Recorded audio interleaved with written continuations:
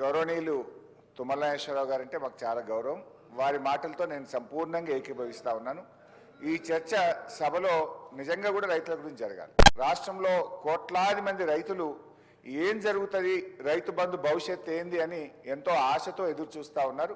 తప్పకుండా దాని మీద కేటీఆర్ గారు మాట్లాడతారు. దయచేసి నేను స్పీకర్ గారిని కోరేది, కేటీఆర్ గారు 5 నిమిషాలు మాట్లాడితే తుమ్మల నాగేశ్వరరావు గారు 3 సార్లు లేచిండ్రు. దాదాపు 10 నిమిషాలు 15 నిమిషాలు వెంకటరెడ్డి గారు మాట్లాడారు. విప్పు గారు 2 సార్లు లేచిండ్రు. ఇట్లా ఇంటరప్ట్ చేస్తే ఫ్లో పోతుంది. దయచేసి మీరు ఇంటరప్ట్ చేయొద్దనేది ఒక మనవి. ఇక వెంకటరెడ్డి గారు నా పేరు తీసుకున్నారు కనుక నేను దానికి పరిమితంగా చెప్పే ప్రయత్నం చేస్తాను. ఎందుకంటే సభను తప్పుదో పట్టించే ప్రయత్నం చేసినారు. ఒకటి, మిషన్ భగీరథలో 50,000 కోట్లు తినేశారన్నారు.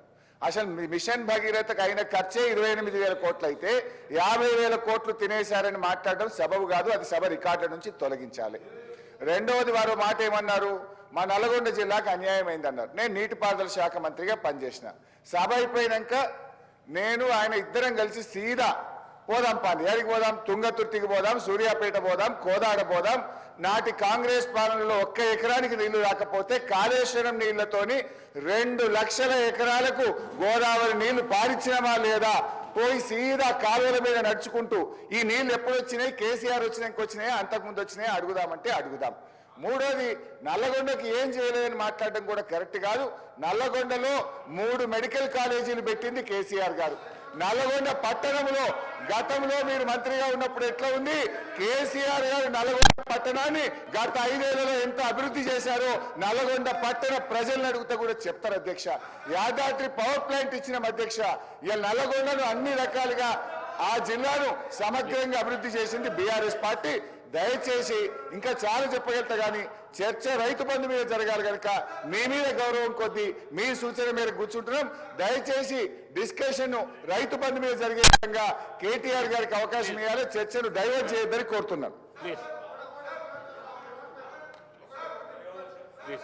మళ్ళీ మాట్లాడదాం మంత్రి గారు ప్లీజ్.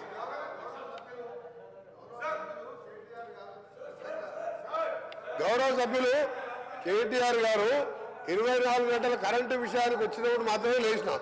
రైతు భరోసా మీద మాట్లాడినప్పుడు నేను లేవలే.